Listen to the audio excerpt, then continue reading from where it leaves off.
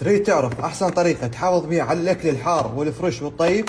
اكيد راح تلقونه ماي الصفر طاس الاصلية، سواء تفيدكم بالبيت او بالسفرات. صرف نص امبير فقط. تجي بيه صفر طاس عدد 4، كل قطعة حجمها نص كيلو. مثل ما تلاحظون لانش بوكس سفري، يعني صفر طاس كهربائي. طبعا تقدرون تاخذونه وياكم من البيت بالدوام بالشغل بالتمرين وين ما تحب. مجرد من 10 دقائق تخليه على الكهرباء تلقى الاكل جاهز. الغراض اللي تجي وياه قفل امان احتياط، خاف يصير عندكم خلل بالقفل وتجي بيه 4 قفاله تقدرون تبدلونه بكل سهوله. ويجي وياه الكيبل مالته الكهربائي وكذلك الكاسه اللي خاصه به.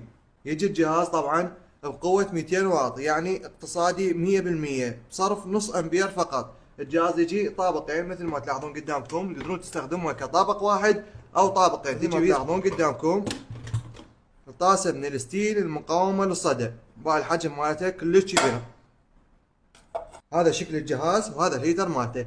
باقل من 10 دقائق الى 5 دقائق يكمل الاكل مالتكم بصوره صحيه 100%. نسويه طابق واحد بكل سهوله بقفل امان كلش قوي مثل ما تلاحظون قدامكم.